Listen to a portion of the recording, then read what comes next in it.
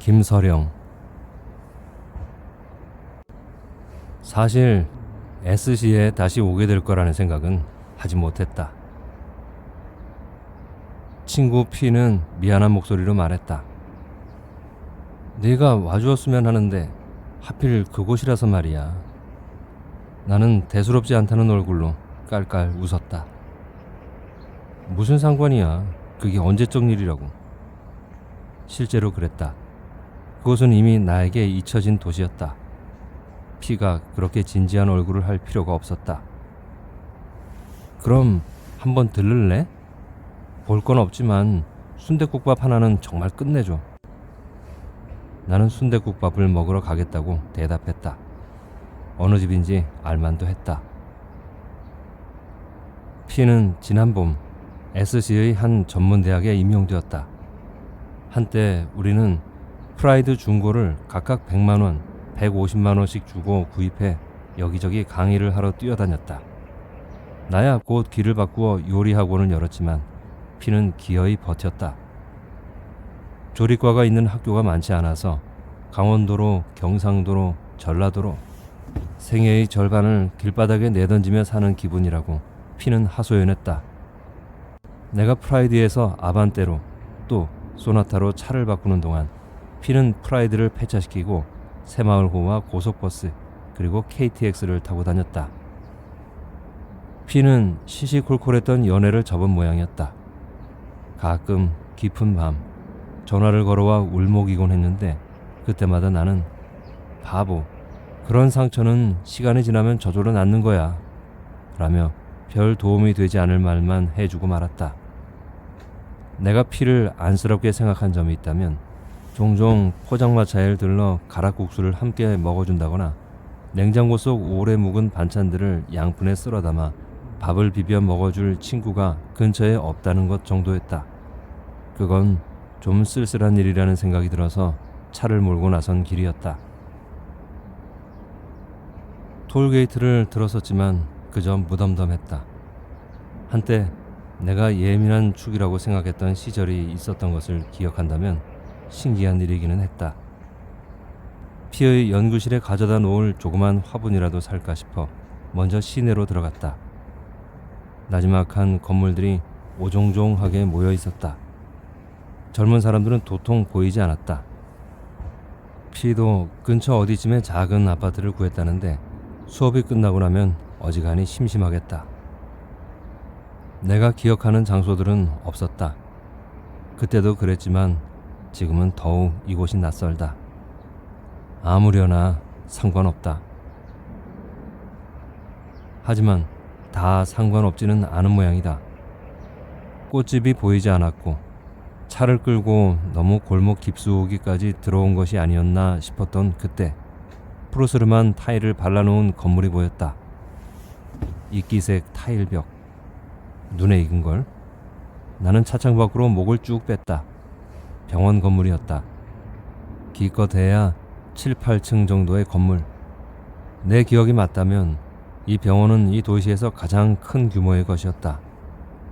비교적 무덤덤하게 SC를 찾아온 나였는데 좁은 그 골목 뒤에서 오토바이가 빵빵 경적을 울릴 때까지 나는 한참이나 병원 건물을 올려다보며 배시시 길게 웃고 있었다. 배알도 없이 웃음이나 흘리다니 나도 참. 그렇게 시끄러운 병원은 정말이지 처음이었다. 간호사가 나를 병원 로비 바닥에 눕혀놓는 것이 아닐까 생각할 정도였다. 머리끝까지 들썼던 시트를 슬며시 내려보니 병실이 맞긴 했다. 아침부터 볼륨을 한껏 올려놓은 텔레비전 때문이기도 했지만 다리에 깁스를 한 여자가 깨금 발을 뛰며 쿵쿵쿵 돌아다니고 있었고 링거를 꽂은 젊은 갈래머리 여자 주위로는 대여섯 명이 둘러앉았다. 보호자 침대 위에 찬압을 펼쳐놓고 숫제에 파티를 하고 있는 꼴이었다. 서너 살짜리 꼬마가 깨악각 소리를 지르며 뛰어다녔다. 열어놓은 병실 문 밖 복도로는 식판을 실은 밀차가 리어카처럼 요란한 소리를 내며 굴러다녔다.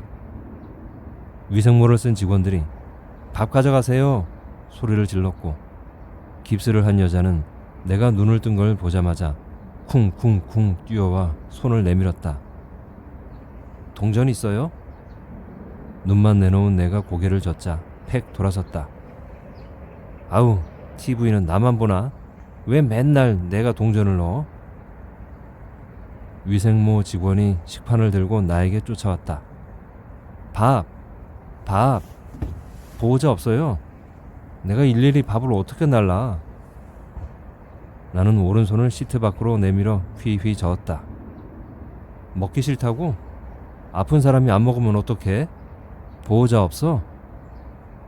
위생모 직원의 목청이 원래 큰 것인지 이 시끄러운 상황에서 어쨌거나 의사소통을 하기 위해 일부러 언성을 높이는 것인지 아무튼 귀가 얼얼할 지경이었다. 나는 침대 난간에 매달린 금식 팻말을 가리켰다. 그 와중에 남자 하나가 더 들어왔다.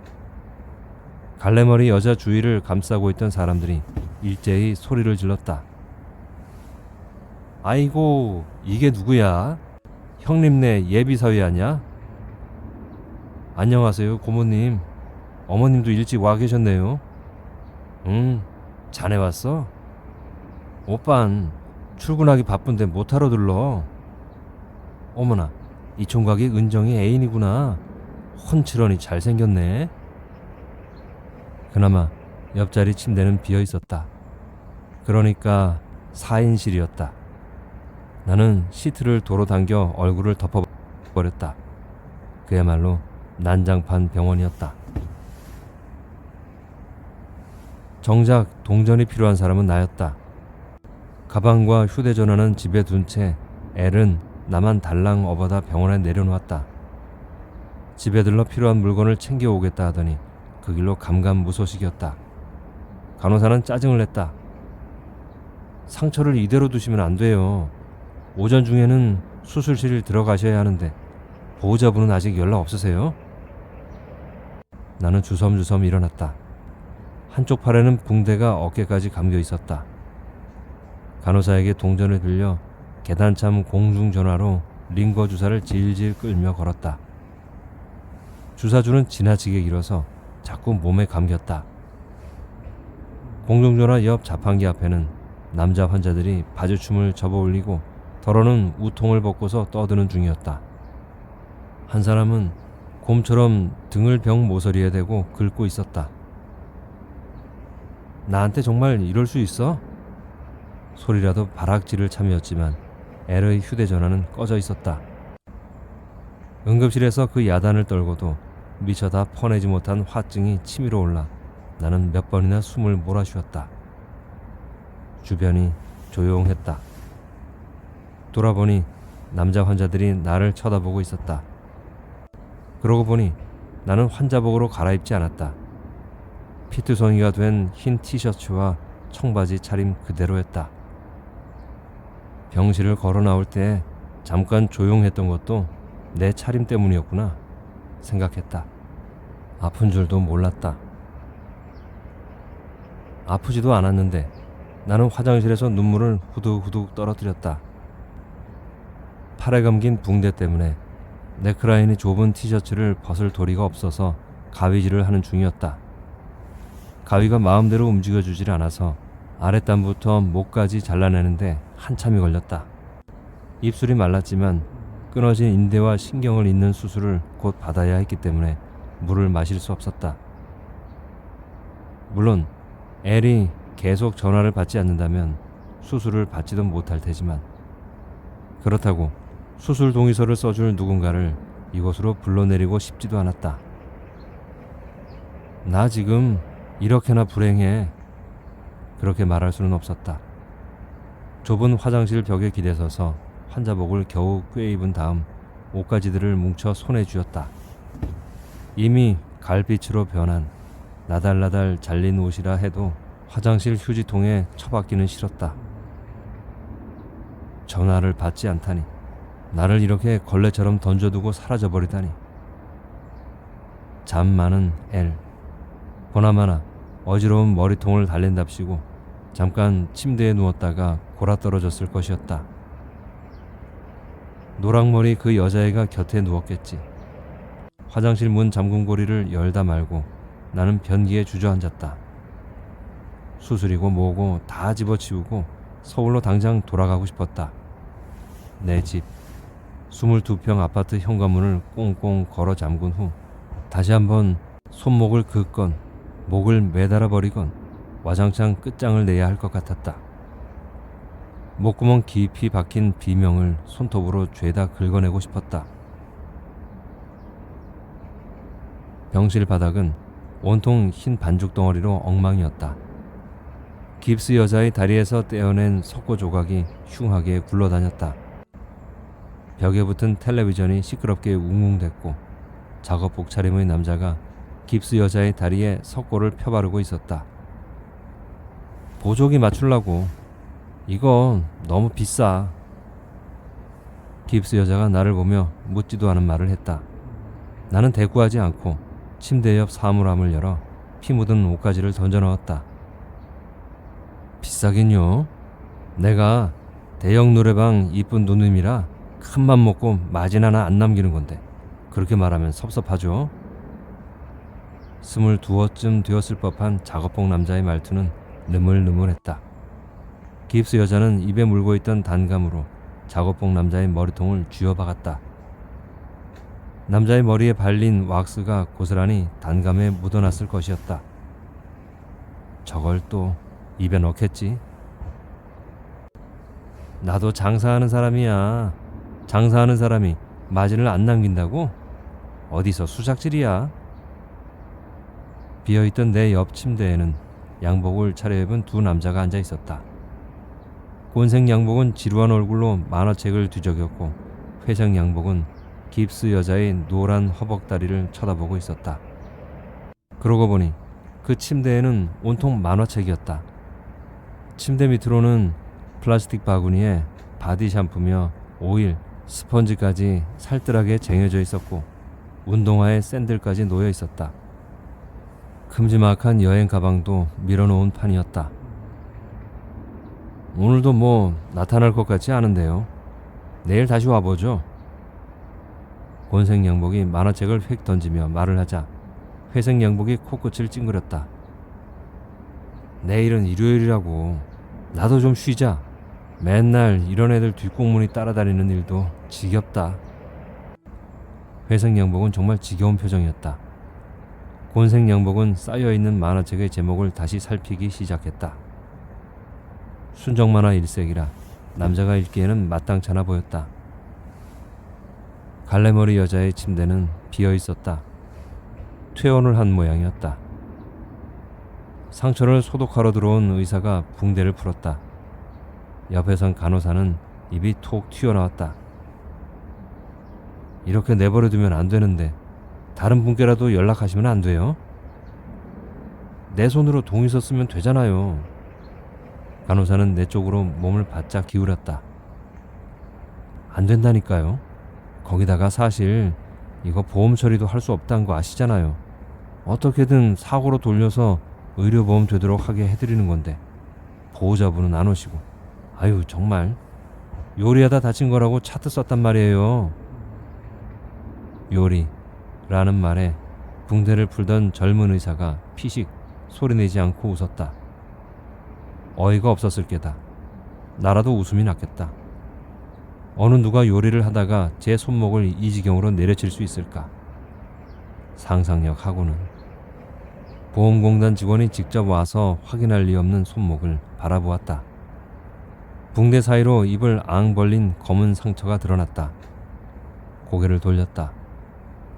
2년 남짓한 결혼 생활의 끝이 고작 그것이었다. 양복을 입은 두 남자가 짜증스러운 소리를 뱉으며 병실을 나섰다.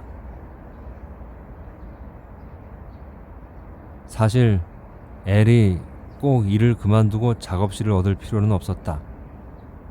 별로 대단할 것 없는 재능을 가진 미대 졸업생들이 대부분 그러하듯이 엘은 7년 동안 입시 미술학원 강사 생활을 했다. 그들은 끼리끼리 어울려 쓸쓸한 술잔을 부딪곤 했는데 내가 보기에 그들은 공공한 생활을 유지하기 위해 어쩔 수 없이 입시생들을 가르치고 있다기보다는 화가로 이름을 알리기에 실력들이 부족했을 뿐이었다. 그럼에도 그들은 말끝마다 사는 게 빡빡하다 보니 그림 한번 제대로 그려보지 못하고 이렇게 인생이 저무는구나 하소연을 했다. 애를 포함하여 그런 그들이 얄밉기도 했고 또 안쓰러울 적도 많았다. 그들 중에는 결국 입시학원을 그만두고 그림에 전념하겠다며 작은 화실을 내는 이들이 없지 않았다. 물론 얼마 못 가 그들은 다시 입시학원에 이력서를 들이밀었다. 그동안 그들이 얻은 것이라고는 부러움에 찬 친구들이 들고 가는 몇 병의 와인과 소주, 노가리와 음악 CD 몇 장뿐이었다. 엘도 그들과 다르지 않게 짧으면 6개월, 길면 1년 정도 처박혀 있다가 나오게 될 것이었다. 그 정도라면 참아줄만 하다고 생각했다. 시가에서도 친정에서도 못마땅한 기색이었지만 엘은 서울에서 2시간 떨어진 S시의 작은 동네에 방을 한 칸 얻었다. 월세가 12만 원이었고 창고는 덤이었다. 마당이 넓었고 뒷안에는 아욱밭과 파밭이 있었다. 엘은 입이 해에 벌어졌다. 그가 드릴을 들고 작업대를 손수 만드는 동안 나는 시내로 나가 싱글 침대와 작은 냉장고를 고르고 초록색 인견 이불을 샀다. 까슬까슬한 감촉이 마음에 꼭 들었다. 다른 살림살이야 딱히 마련할 것이 없었다. 냄비며 그릇 등이야 집에서 챙겨왔고 휴대용 가스레인지도 오디오도 가져왔다. 어차피 집에서 밥을 끓여 먹는 일은 나나 엘이나 매우 드물었다. 나는 계속 그래왔듯이 길에서 밥을 먹을 것이고 엘이 밥을 해결할 것은 동네에 적당히 있어 보였다. 국밥집도 백반집도 있었다. 주말에 내가 S시로 내려와 가끔 마당에서 삼겹살이나 구워 먹으면 될 것이었다.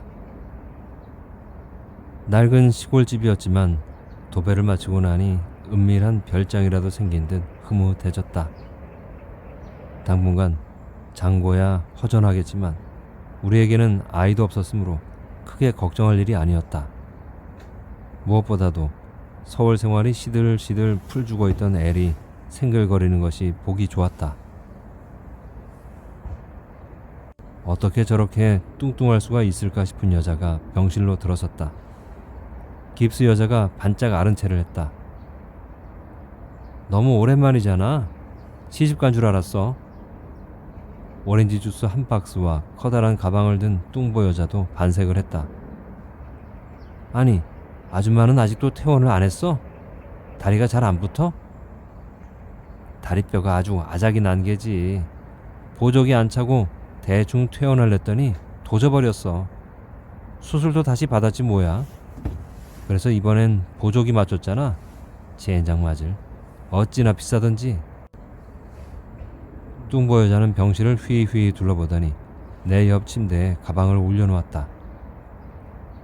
이 계집엔 또 어딜 갔대? 그러니까 옆 침대의 주인은 아닌 것이다. 깁스 여자가 대꾸를 했다. 없어진 지 사나흘 된 것 같아. 오늘도 보험회사에서 다녀갔잖아. 원목 과장이 아주 죽으려고 하더라고. 그렇게 막 나가다가 합의나 제대로 보겠냐고 말이지. 뚱보 여자는 한숨을 쉬며 침대에 벌렁 누웠다.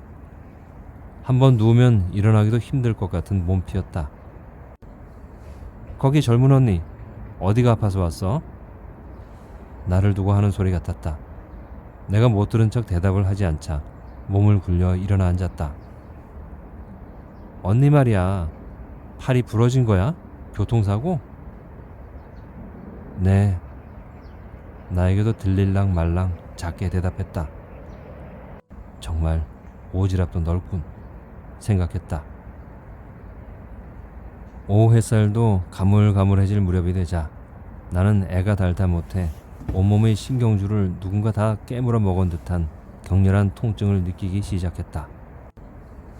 엘이 바짝 예민해진 몸을 눕혀 잠이 들었을 거라고 애써 이해하려 한들 오후가 한참 넘어갈 때까지 퍼질러 있을 수는 없었다. 그는 이곳에 오기 싫은 것이었다. 병원에 가보아야 하지 않을까 망설이던 그는 노랑머리 여자의 얼굴을 한번 쳐다보고 이미 다 끝난 일인데 가서 무엇하나 하는 심정으로 다시 주저앉았을 것이다. 그러고는 노랑머리 여자애를 애달프게 끌어안고 중얼중얼 시간이 훌쩍 흘러가 주기를 기도했을지 모른다. 그것도 내가 사온 초록색 인견 이불 속에서 말이다. 처음 엘이 헤어지자는 말을 꺼낸 것이 석 달 전이었다. 나는 주말이면 습관처럼 삼겹살을 사들고 SC에 내려왔다. 논문 준비로 해야 할 일들이 많았지만 우리는 부부니까 그래도 일주일에 한 번은 그런 식의 시간을 가져야 한다고 생각했던 것이다. 적어도 나는 성실한 아내였다. 그날도 삼겹살을 구워 먹은 후 기름이 녹진하게 앉은 프라이팬을 수세미로 문지르고 있었다. 마당 한가운데 수도꼭지가 있었다. 충분히 붉지 않은 프라이팬은 잘 닦이지 않았고 엘은 툇마루에 나앉아 헤드폰을 끼고 있었다. 그럴 땐 사부작 싱거운 농담이라도 건네주면 좋으련만 엘은 그다지 기분이 좋아 보이지 않았다. 우리 그만 헤어질까? 정말 여러 가지 하는군. 그런 생각을 했다. 어설픈 미대 졸업생과 결혼을 하는 게 아니었어. 그런 생각도 했던 것 같다. 그러니까 나는 마음만큼 그림이 잘 안 돼. 이런 식의 투정으로 들었다. 물론 기분은 상당히 좋지 않았다. 돈도 벌어다 주지 않는 백수 남편이 어린 아내에게 할 소리는 아닌 것이었다.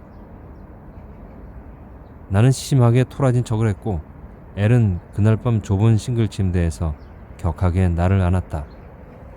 평소 느릿느릿 게으른 섹스를 하던 엘이 다리 아래에서부터 파고드느라 내 발에 얼굴을 맞기도 했다. 헤어지니 많이 그딴 소리를 한 것에 대한 미안한 마음이 들어서일 거라 짐작했다. 철부지 투정쟁이 같으니라고. 한 달이 더 지났을 때 엘이 또 말을 꺼냈다. 너도 이런 내가 답답하지 않아? 평생 이렇게 떨어져 사는 것도 어려운 일이잖아. 그럼 그만 짐 싸서 서울로 오던가. 쏘아붙이고 싶었지만 나는 그의 얼굴을 빤히 쳐다보고 말았다.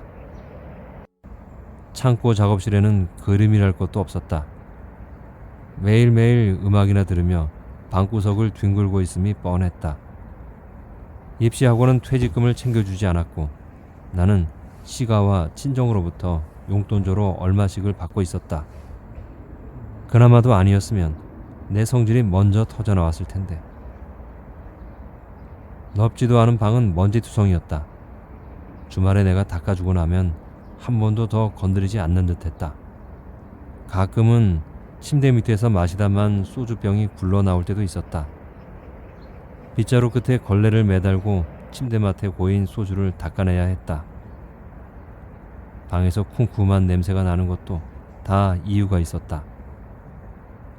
냉장고 안에는 시든 마늘잎이 가득했다. 이건 또 뭔가 싶어서 물었더니 파전을 해먹으려고 뜯어왔는데 파가 아니더란다. 손 하나 까딱하기 싫어하는 그가 파전을 해먹으려고 했다는 것도 우스웠지만 마늘잎과 파도 구분하지 못하는 이 모자란 남자가 기가 막혀 나는 풀풀 웃고 말았다. 좋아, 좋다고. 이렇게 1년만 당신 멋대로 살아봐. 나중에 서울에 돌아오고 난 뒤 미안해서라도 다시는 그림이 어떻네, 작업실이 어떻네 절대 입 밖에 내지 못하게 될 테니까. 내가 그때까지는 져주지. 여전히 헤드폰을 끼고 마루에 나앉은 그를 무시하고 나는 박박 걸레질을 했다. 그러고는 이번 일이었다. 중간고사 기간이라 나는 SC에 내려갔다. 조리 과목은 시험이 아닌 작품으로 대신했기에 나에게는 일주일의 휴가가 주어진 셈이었다. 이번엔 삼겹살 대신 LA 갈비였다. 친정엄마는 양념에 재운 LA 갈비를 차에 실어주며 한마디 했다. 헛똑똑이. 잘난 척을 혼자 다 하더니 결국 백수 남편 뒷바라지에 세월을 다 보내? 백수가 아니라 화가야. 엄마가 코웃음을 쳤다. 붓만 잡으면 다 화가니? 하긴 그나마 요즘은 붓도 안 잡아요. 엄마 앞에서 할 말은 아니라서 입은 다물었지만 애를 만나면 한번 물어는 봐야겠다 마음을 먹었다. 그림도 안 그리면서 그 시골에 처박혀서 투정질이나 하는 이유가 뭐냐고. 애는 집에 없었다. 방문 앞에 얌전히 놓아둔 냄비에는 라면 찌꺼기가 그대로 말라붙어 있었다. 곰팡이까지 피어서 가관이었다. 쩍쩍 방바닥의 먼지가 스타킹에 묻어났다. 이러고서 잠이 올까? LA 갈비를 넣어두려고 냉장고를 열었더니 낯선 것들이 가득이었다. 큰 통에는 노란 오이지가 담겨 있었다. 작은 통에는 오이지 무침, 대접 안에는 오이지 냉국. 엘이 오이지를 좋아했던가? 갈비를 넣어둘 공간이 없었다.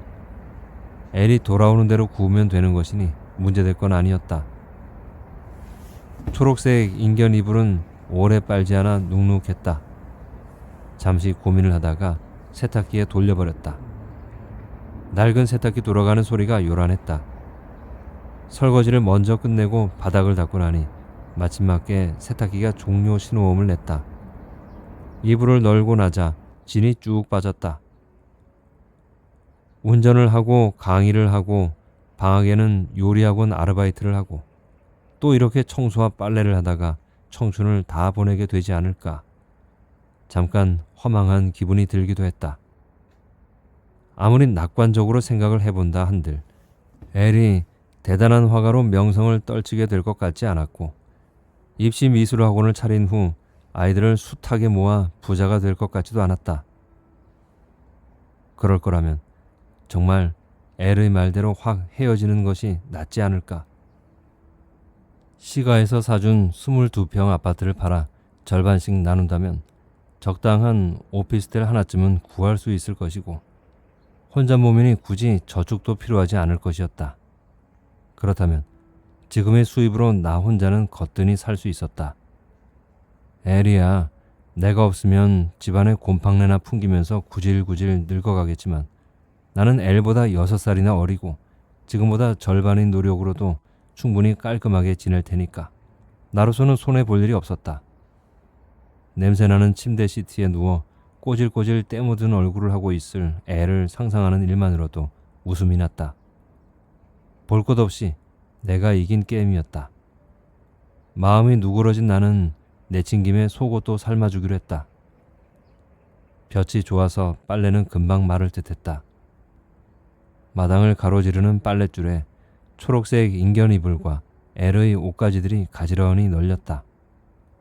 평상 위에 올려둔 휴대용 가스레인지에서 속옷 삶는 냄새가 뭉근하게 풍겨왔다. 책 한 권 읽다가 까무룩 잠들고 싶은 오후였다. 대문이 열리고 엘이 들어섰다. 노랑머리 여자애와 함께였다. 초록색 인견 이불을 사이에 두고 세 사람이 그렇게 마주보고 서기에는 햇살이 너무 부셨다.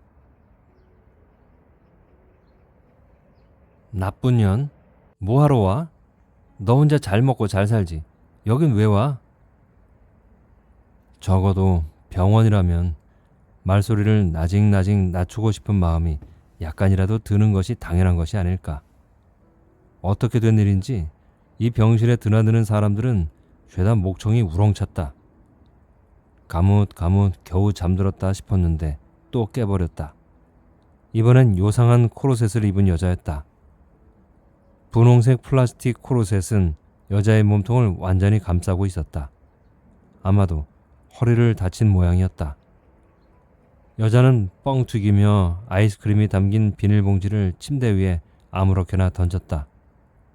누워있던 뚱보 여자가 몸을 굴려 일어났다. 나도 가끔씩은 돈을 벌어야 할 거 아냐. 청주 이모네 식당에 가서 며칠 봐주다 온 거야. 그나저나 어딜 그렇게 다녀? 보험회사에서 또 왔다 간 모양인데. 다 너 때문이잖아. 심심해서 병실에 있을 수도 없고. 그러니까 내가 밖으로 나댕기지. 나 하브이 제대로 못 보면 네가 다 책임져. 이젠 나도 몰라. 내가 듣자 해도 어이없는 대거리였다. 뚱보 여자는 그저 웃으며 뻥튀기 봉투를 뜯었다. 아침과 마찬가지로 저녁 식판이 오가는 시간 역시 시끄럽기 짝이 없었다. 달달달달 밀차 굴러가는 소리가 요란해지자 뚱보 여자는 백반집에 전화를 걸어 순두부찌개 2인분을 주문했다.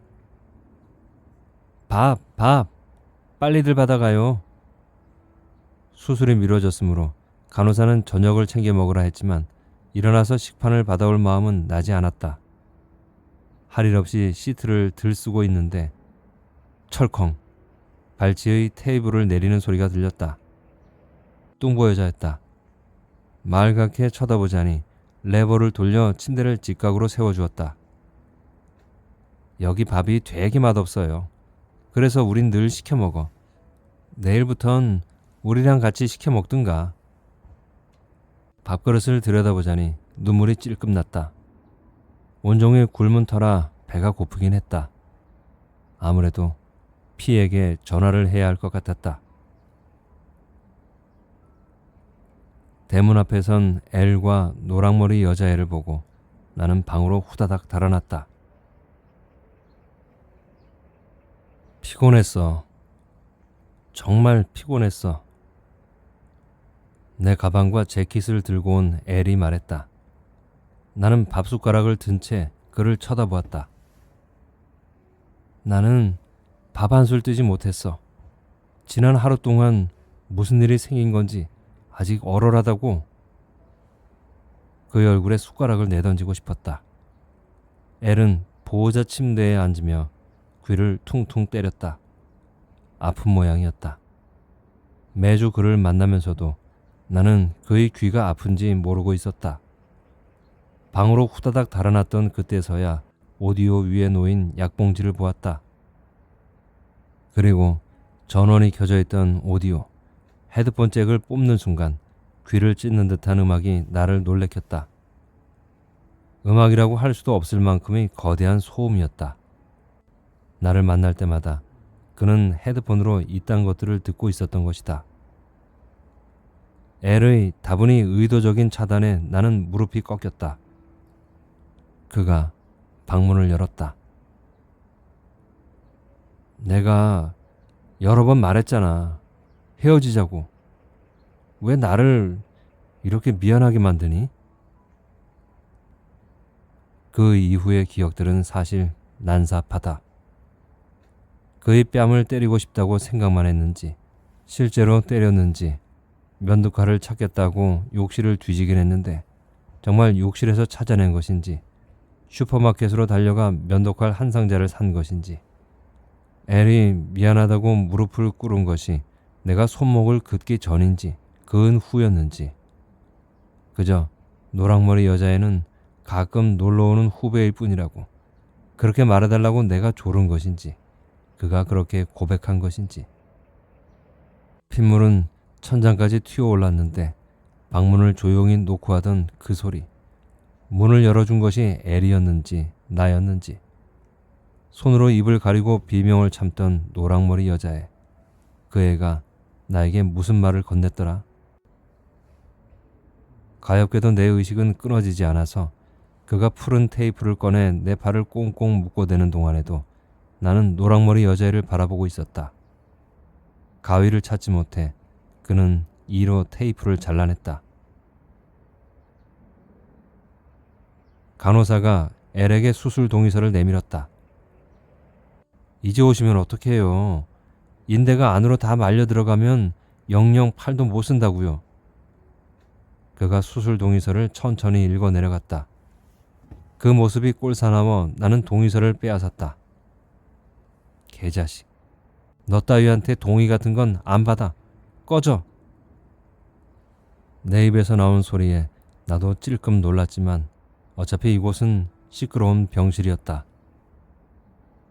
깁스 여자도, 뚱보 여자도, 코르센 여자도 이 정도 욕설에는 눈도 깜빡 안을 듯했다. 그 점이 오히려 나를 편안하게 했다. 중고 프라이드를 몰고 지방대학으로 강의를 하러 뛰어다니다 청춘을 다 보낸다 해도 그다지 비참할 것 같지 않다고 생각해왔다. 하지만 뚜껑도 닫지 않은 오이지 냉국을 대접제 냉장고에 쑤셔봤고 라면 냄비에 푸르게 곰팡이가 피도록 방구석에 놓아두는 노랑머리 여자애와 바람이 나버린 남편이라니. 그래서 붕대를 칭칭 감은 채 시골 병원에 내팽개쳐진 꼴이라니. 이 일들은 내 머릿속에 하나도 기록되지 않을 것이다. 나는 그를 밀쳐내면서 그렇게 되뇌었다. 얼굴이 빳빳하게 굳으면서 현기증이 일었다. 휘청, 다리가 흔들렸다. 이대로 까무러친 후 눈을 뜨고 나면 모든 일은 끝나 있을 테고 나는 엘 따위는 전혀 모르는 사람이 되어 SC를 떠나야 한다고 생각했다. 그러지 않으면 안 되었다. 하지만 내 의식은 몹시도 질겨서 진정제를 맞은 후에야 잠들 수 있었다. 다음날 오전 나는 수술을 받았고 엘은 다시 사라졌다. 병원 앞 골목에서 노랑머리 여자애가 애를 기다리고 있을 것 같아 나는 몇 번이나 입술을 깨물었다. 통증은 수술 후에야 찾아왔다. 2시간에 한 번씩 진통제를 맞았지만 손가락 마디마디 불길에 집어넣은 듯 날카롭게 뜨거웠다. 나는 아픈 것을 잊으려고 자꾸 병원 복도를 걸었다. 긴 머리가 거추장스러웠지만 한 손으로 머리를 묶는 것이 쉽지 않아 고무줄은 자꾸 흘러내렸다. 노래방에 가자. 코르센 여자가 내게 말했다. 노래방이라니. 깁스 여자는 휠체어에 앉은 채 신발을 갈아 신고 있었다. 저는 링거 주사도 있고 갈아입을 옷도 없어요. 요 앞이야. 바로 내가 하는 노래방이거든. 주사 끌고 가도 돼. 코르센 여자는 지갑을 분홍색 코르셋 안에 쑤셔 넣었다. 뚱보 여자가 깁스 여자의 휠체어를 밀 준비를 하고 있었다. 그녀들은 병실 문 앞에 서서 나를 기다렸다. 환자복을 입고 링거병까지 끌면서 동네를 돌아다니자고? 그럼 주사줄 좀 빼달라고 할게요. 나는 병실을 나와 간호사실 앞을 공연히 한번 오갔다. 절대 안 된다는데요? 내 거짓말에 그녀들은 아쉬운 표정을 지으며 몰려나갔다. 해걸음이었다. 그녀들이 나간 병실이 적막했다. 나는 엘이 가져다준 가방을 뒤져 동전을 찾아냈다. 의자에 올라서서 텔레비전 옆의 구멍으로 동전을 떨어뜨리니 탱 소리와 함께 켜졌다. 깁스 여자의 보호자 침대는 늘 병실 한가운데에 놓여 있었다. 가만히 걸터 앉으니 보호자 침대가 외딴 섬 같았다. 쓸쓸하다 싶었는데 병실 문이 발칵 열렸다. 그녀들이었다. 너 두고 가려니까 찝찝해서. 코르셋 여자는 코르셋 안에서 소주병을 꺼냈다. 양쪽 옆구리에서 한 병씩 나왔다. 깁스 여자의 허벅지 밑에서도 한 병이 나왔고 뚱보 여자의 뒷주머니에서도 한 병이 나왔다. 9시가 넘어서자 뚱보 여자는 전화를 걸어 보쌈과 족발을 시켰다. 안주는 제가 살게요. 노래방도 포기하고 온 그녀들에게 미안한 마음이 들어 말을 꺼냈더니 코르센 여자가 대답했다. 너는 피자 사. 그녀들이 나를 너라고 불러서 나는 그녀들을 언니라고 부르기 시작했다. 금세 배달이 되었다. 나는 배달원에게 돈을 건넸다. 피자는 간호사실에 가져다 주세요. 그러니까 당직 간호사들의 입막음을 위한 것이었다. 간호사가 문을 빼꼼히 열었다. 술은 없는 거죠? 진짜 족발이랑 보쌈만 먹는 거 맞죠? 여기 수술 받은 사람이 둘이야. 술은 무슨. 그냥 이것만 먹고 잘 거야. 코르셋 언니의 말에 간호사가 까르르 웃고는 문을 닫았다.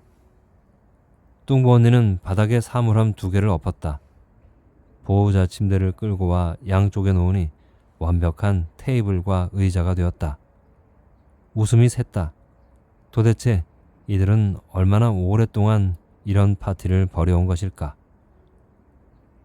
보쌈과 족발을 늘어놓고 소주병을 꺼냈다. 코르셋 언니의 침대 밑에는 소주잔도 있었다. 나는 수술을 받은 지 고작 하루가 지났을 뿐이었지만 잔을 받았다. 한두 잔쯤이야 괜찮겠지. 어제 그 남자 애인이야? 코르셋 언니가 물었다. 나는 그저 웃었다. 남자친구가 바람났구나. 그지? 깁스 언니가 눈까지 찡긋거렸다. 그런 거 다 별거 아니야. 이렇게 젊고 예쁜데 남자는 또 와. 깁스 언니는 술을 먹고 노래방 계단에서 굴렀다고 했다. 술을 팔지 못하는 노래방이었지만 단골 손님들이라 생수병에 소주를 부어주었단다. 함께 마시고 손님을 배웅하다가 그만 굴렀다는데 초반에는 병실로 귤이며 바카스 등등을 들고 오던 단골들이 요즘은 뜸해져서 서운하기 그지없다고 했다. 그러게 시퍼런 귤 맨날 들고 오던 김 사장 아저씨도 통 안 보이네. 뚱보 언니가 혀를 쯧쯧 찼다. 깁스 언니가 새초롬해졌다. 마나님한테 걸린 거지 뭐. 퇴원하면 또 올 거야. 시시덕거리면서 탬버린 쳐달라고 할 테니 걱정하지 마. 코르셋 언니가 깁스 언니의 빈 잔을 채워주었다. 코르셋 언니는 병원 생활이 이미 3달째라고 했다. 교통사고였는데 합의가 안 되어서 마냥 입원 중이라고 했다.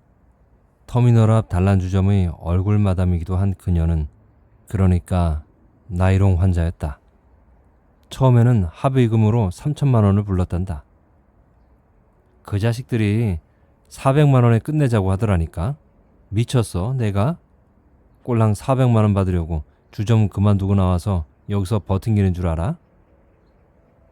병원 생활에 넌더리가 난 코르셋 언니는 틈만 나면 병원을 빠져나갔다. 꼭 그때마다 보험회사 직원들이 찾아왔다.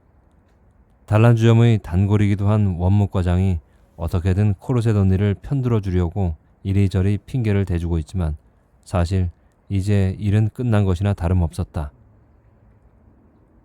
그러게 왜 자꾸 돌아댕겨. 보험회사 직원들은 그게 일인데 좀 얌전히 붙어있지. 뚱보 언니의 말에 코르셋 언니가 성질을 버럭 냈다. 그 맹장 수술 받은 계집애가 사람 열을 돋우잖아. 밤에 술 한잔 한다고 간호사실에 고해 바치질 않나. 창가에서 담배 한 대 피웠다고 남자친구란 놈이 왈왈 잔소리를 하질 않나. 그 자식은 집에도 안 가고 병원에서 날밤을 까더라고. 걸핏하면 할렐루야 할렐루야 찬송가까지 틀어놔요. 아주. 처음 오던 날 내 맞은편에 누웠던 젊은 여자를 말하는 모양이었다. 그 개집애 보기 싫어서 나가버렸지.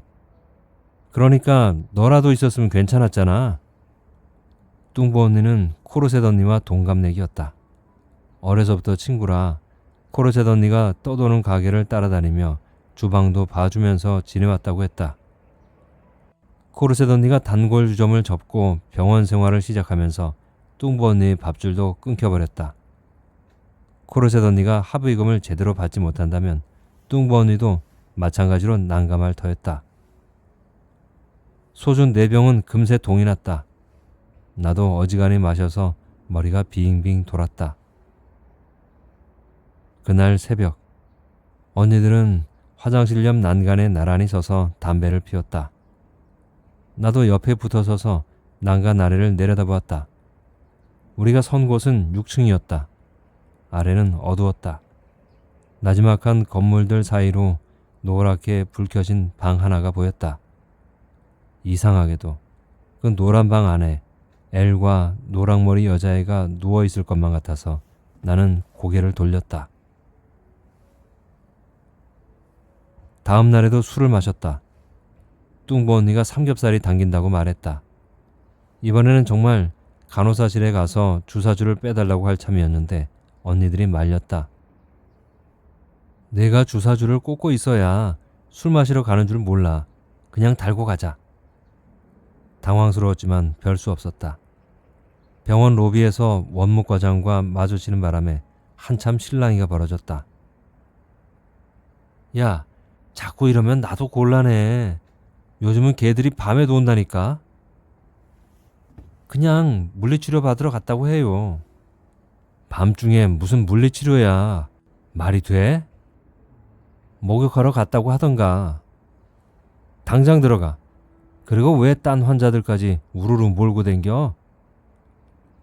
그냥 요 앞에 바람 쐬러 간다니까.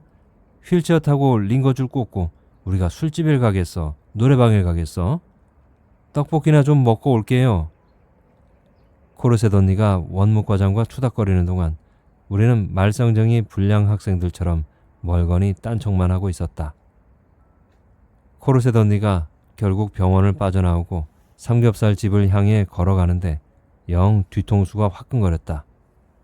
하나는 휠체어에 앉고, 하나는 그걸 밀고, 하나는 갑옷 같은 코르셋을 입고, 또 하나는 어깨까지 붕대를 감은 채 링거병을 질질 끌고 걸어가니 다그닥 다그닥 시멘트 바닥에 휠체어와 링거 주사줄 끌리는 소리까지 더해져 그야말로 남들 눈에 가관이었을 것이다.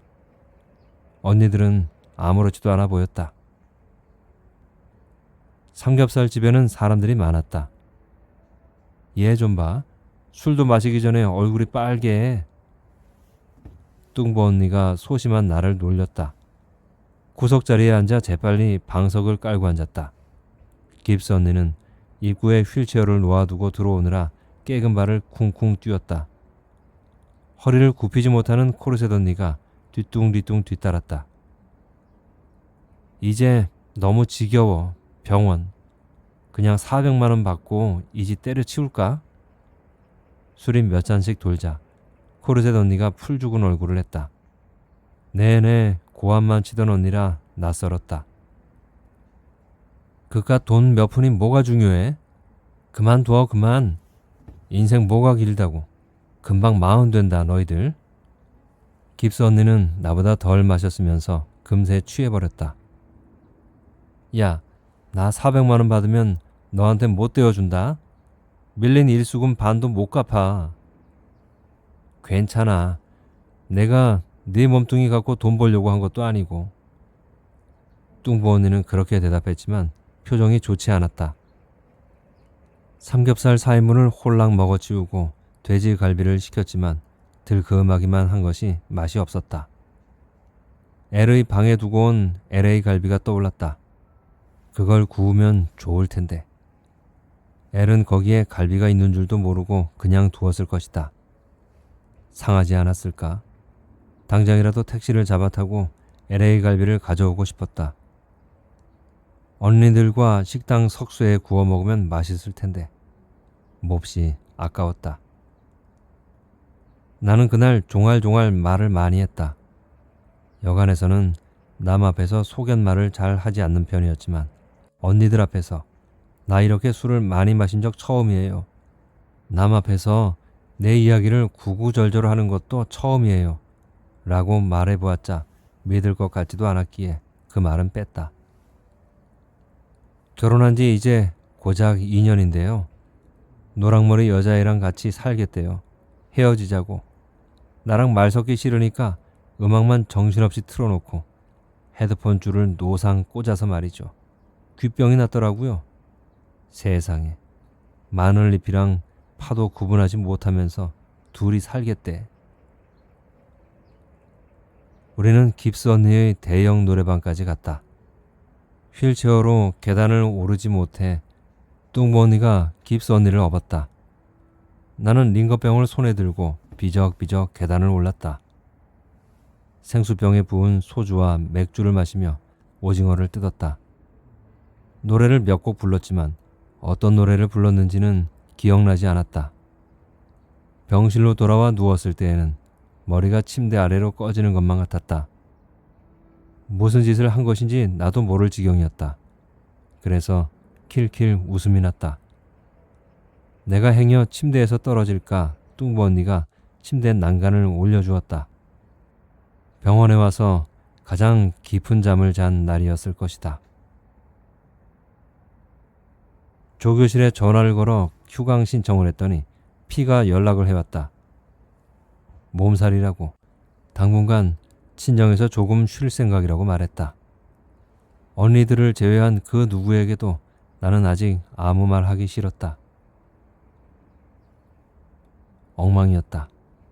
사흘 후면 실밥을 뽑고 붕대 대신 깁스를 단단히 하고서 퇴원을 해야 하는데, 그러니 그때까지 나는 엘에 대한 증오건 미련이건 다 버려야 하는데, 그래야만 SC를 떠날 수 있는데 이제 와서 이런 꿈이라니. 새벽녘 잠이 깬 나는 일어나 앉았다. 꿈속에서 애를 붙잡고 어찌나 서럽게 울었던지 눈물이 목덜미까지 흘렀다. 머리만 작은 형광등을 켰다. 유리창에 내 모습이 그대로 비쳤다. 헝클어진 머리에 볼이 쏙 패여 있었다. 바싹 야윈 몸피에 커다란 환자복. 하도 초라해 나는 진저리를 쳤다. 잠이 안 와? 코르셋 언니였다. 불 끌게요. 죄송해요. 언니가 주섬주섬 일어나 내 곁으로 다가왔다. 침대에 올라앉더니 목에 엉킨 내 머리칼을 한 올 한 올 손으로 당겨가며 고무줄로 다시 매주었다. 마른 목이 드러났다. 유리창에 언니와 내가 비쳤다. 미우면 미운 거지. 뭐가 그렇게 급하냐? 시간 지나면 저절로 다 잊혀지는데. 언니가 일어섰다. 자라. 아픈 팔에 베개를 괴어주고서 코르셋 언니가 불을 껐다. 김 사장 아저씨가 시퍼런 귤을 한 봉지 들고 와서 깁스 언니의 얼굴이 환해졌다. 두 사람은 침대에 함께 올라앉아 귤을 까먹었다. 뚱보 언니는 심란한 표정이었다. 다시 청주의 임원의 식당에 가겠다고 하니 코르셋 언니가 또 성질을 부렸기 때문이었다. 아주 저밖에 몰라. 날 보고 어쩌란 말이야. 뚱보 언니는 6층 화장실 난간에 서서 담배를 피웠다. 나는 뚱보 언니 곁에 쪼그리고 앉았다. 청소부 아주머니가 담배꽁초를 변기에 넣지 말라며 잔소리를 하고 지나갔다. 한동안 목욕을 하지 못해 나는 온몸이 간지러웠다. 목을 벅벅 긁고 있자니 뚱보 언니가 나를 쳐다보았다. 씻겨줄까? 여전히 쪼그리고 앉은 나를 두고 뚱보 언니는 병실에 다녀왔다. 목욕 바구니를 들고서였다. 화장실 안쪽에는 대걸레를 빨 수 있는 커다란 세면대가 있었다. 청소 도구들도 그 안에 쌓여 있었다. 뚱보 언니는 나를 그곳에 세워두고 문을 잠갔다. 한 팔은 붕대, 한 팔은 링거 주사 때문에 옷을 벗기도 쉽지 않았다. 알몸으로 서서 나는 양팔을 높게 들어야 했다. 뜨거운 물이 나올 리 없어서 언니는 손에 찬물을 적셔 내 몸을 천천히 두들겼다. 그렇게 찬물에 익숙해지자 조그만 대야에 물을 담아 머리부터 부어주었다. 어릴 때를 제외하고는 그렇게 남의 손에 몸을 맡겨본 적이 없는 나였음에도 하나도 부끄럽지 않았다. 차가워요. 팔짝팔짝 뛰기도 했지만 참을만 했다. 그런데 그 병원에는 샤워실이 따로 없었던 것일까? 왜 하필 대걸레를 빠는 곳에서 몸을 씻겨주었는지 지금의 나로서는 어리둥절할 따름이다. 물론 그때에는 그런 생각 따위 하지 않았지만 말이다. 퇴원을 하루 앞두고 엘이 다시 찾아왔다. 나는 엘을 데리고 6층 화장실 옆 난간으로 갔다. 여기선 담배 피워도 돼. 내 말에 엘이 정색을 했다. 병원에서 무슨 담배야? 여긴 괜찮은데 했지만 엘은 말도 안 된다는 표정으로 담배를 물지 않았다. 나는 쪼그리고 앉았다. 엉거주춤 서 있던 엘도 내 옆에 앉았다. 미안하다. 너에겐 할 말이 없어. 그동안 그는 무슨 생각을 하고 있었을까? 내가 언니들과 삼겹살을 먹고 노래를 부르고 몸을 씻는 동안. 너도 오래 생각했겠지만 서울에 가면 일단 집을 내놓도록 해. 난 당분간은 여기 있을게. 그게 너에게도 편할 테고. 나는 고개를 저었다. 그렇게 하기 싫다는 것이 아니라 지금은 그런 절차를 이야기할 때가 아니라는 의미였다. 엘은 그동안 앞으로의 일을 고민한 모양이지만 나는 아직 거기까지는 생각이 닿지도 않았다. 나에게는 왜 여기까지 오게 되었는지가 더 중요했다. 그걸 수긍하지 못하니 집을 팔고 어디로 가야 하는지에 대해 생각에 미칠 턱이 없었다. 나에게는 애를 미워할 시간이 더 필요했다. 지금 그런 말을 할 때가 아니잖아. 엘이 잠시 입을 다물었다. 그래, 알아. 일단 내 손목이 빨리 나아야 하고. 우리는 서로 딴소리를 하고 있었다. 나한테 시간을 조금 줘. 내 말을 알아듣지 못한 엘이 시계를 쳐다보았다. 미안해. 해결해야 할 일이 있어서 이제 가봐야 해. 그가 일어섰다. 할 말을 다 했다는 표정이었다. 그는 병실까지 따라가지도 않고 인사를 청했다. 몸조리 잘하고 집이 팔리는 대로 연락 줘. 사소한 일들은 내가 챙길게. 나는 서울로 돌아간 뒤 무엇을 해야 할지 계획한 적이 없었다. 다만 문을 걸어 잠그고 긴 잠을 자고 싶다는 생각뿐이었다. 그 이후에는 아직 아무것도 알지 못했다. 나는 그의 일방적인 인사법이 몹시도 뜬금없어 화가 치밀었다. 나는 애를 세워둔 채 병실로 뛰어들어갔다. 언니들이 무어라 말을 걸었지만 들리지 않았다. 사물함을 열어젖히고 피 묻은 옷가지를 꺼냈다. 청바지 주머니에는 면도칼 상자가 그대로 들어있었다. 한 개를 꺼내 손에 걸어주고 밖으로 나갔다. 내가 먼저 엘리베이터에 올랐다. 사람들이 꾸역꾸역 밀려드는 토요일 오후였다. 사람들은 밀치고 내 옆으로 다가온 엘이 링거 주사주를 쥐었다. 이번에는 정말 끝장을 내고 말 거야. 사람들의 소리에 내 말은 반쯤 묻혔지만 엘은 제대로 알아들은 것 같았다. 그를 쳐다보지 않고 나는 나직하지만 빠르게 말을 이었다. 듣고 싶은 말이 남아있어. 할 말도 남았고 노랑머리 여자애도 만나야겠어. 어쩌면 나는 빈집으로 돌아가는 것이 두려웠는지도 모르겠다. 한 번도 예상하지 못했던 일 앞에서 어찌할 바를 몰랐다. 긴 잠을 자고 일어난 후에는 그 누구도 나에게 일어난 일에 대해 더 설명해주지 않으리라는 사실이 나를 절망하게 했다. 내가 모르는 사이에 다 끝장이 나버린 일들, 나의 치유에 개입할 사람이 더는 없다는 것들, 다시 한번 손목을 부서뜨리건 목덜미를 그어버리건 나에게는 어떠한 극렬한 처치가 필요했다. 면도칼을 쥔 손에 바락 힘을 주었다. 사람들이 많이 올라타서 엘리베이터는 곧장 1층으로 내려갔다. 문이 열리고 하나씩 내리기 시작했다. 구석으로 밀렸던 내가 마지막이었다. 주사주를 쥔 엘을 따라 내리려는데 문이 닫혔다. 링거병을 든 엘은 엘리베이터 밖에, 나는 엘리베이터 안에 혼자 남았다. 문이 열리지 않았다. 바깥이 소란스러워졌다. 이거 왜 이래? 문이 왜 안 열려요?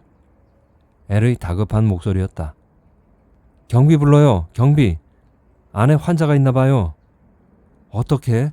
주사줄이 끼었나 봐. 사람들의 목소리가 웅웅 울렸다. 낡은 엘리베이터는 끼익끼익 둔한 소리만 낼 뿐이었다. 주사줄을 빼봐. 할 수 있지? 엘의 목소리였다. 나는 팔을 내려다보았다. 붕대를 친친 감은 팔은 아무짝에도 쓸모가 없었다. 엘리베이터가 쿠궁 소리를 내며 흔들렸다. 사람들의 비명소리가 들려왔고 나는 입으로 주사줄을 빼려고 했지만 반창고로 단단히 붙여놓은 바늘은 빠지지 않았다. 엘리베이터는 어디로 움직일까? 위로? 그럼 나는 어떻게 되는 거지? 아래로 움직인다면 엘리베이터의 버튼은 지하 5층까지 표시되어 있었다. 지하 5층이 어디인지 알 수 없지만 가장 마지막 층이라면 혹시 영안실이 아닐까? 엘리베이터가 아래로 도리 없이 툭 떨어진다면 엘은 조각조각 부서진 나를 안아 침대에 뉘어줄까? 지금 무슨 일이 일어나고 있는 거지? 문이 열렸다. 얼굴이 빨갛게 달아오른 엘이 숨을 몰아쉬며 내 앞에 서 있었다. 사람들이 둥글게 서서 우리를 바라보았다. 아니, 환자를 먼저 내보내야지. 어쩌자고 링거병을 들고 먼저 내리나? 경비는 아예 바닥에 주저앉았다. 행여 문이 닫힐세라. 엘이 얼른 나를 잡아 끌었다. 괜찮아? 괜찮은 거야?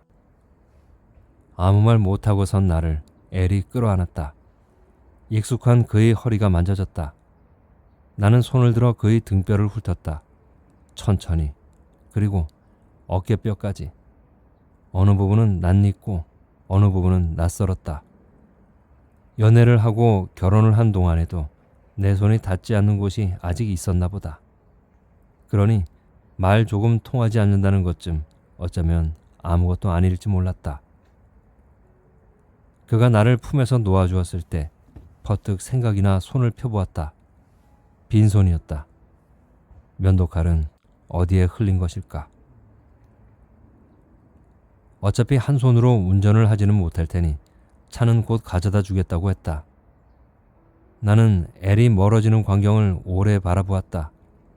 엘도 여러 번 돌아보았다.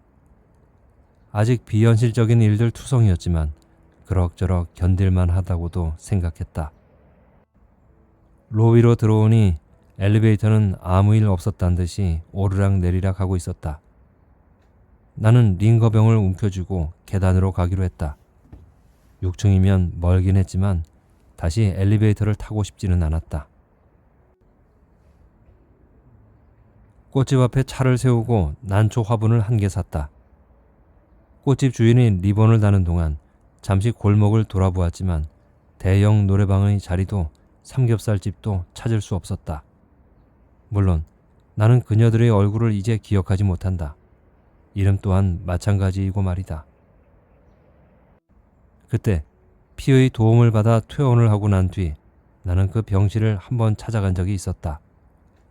깁스를 풀던 날이었는데 제법 오랜 시간이 흘렀음에도 왠지 그녀들이 아직 그 병실에서 파티를 벌이고 있을 것만 같았다. 근처 슈퍼마켓에 들러 위스키 한 병을 샀다. 가방에 제대로 들어가지 않아 겨우 지퍼를 여미고 6층으로 올라갔지만 그녀들은 이미 떠나고 없었다. 병원은 여전히 소란스러웠고 식판을 실은 밀차가 달달달달 복도를 굴러다니고 있었지만 그녀들만 없었다. 코르셋 언니는 고작 400만 원을 받고 떠났을까? 뚱보 언니는 그럼 한 푼도 받지 못했겠지. 투덜거리면서도 아마 뚱보 언니는 코르셋 언니를 따라 또 어디론가 갔을 것이다. 깁스 언니의 노래방은 여전히 잘 될까?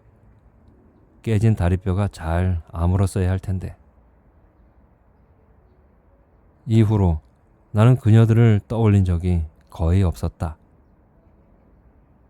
아파트를 처분하고 새 집을 구하고 혼자 라면을 끓여 먹고 욕조에 담갑한 무거운 카펫을 발코니로 옮기지 못해 그만 눈물을 떨어뜨리고만 그 시절을 지나는 일이 쉬웠다고는 말하지 않겠다.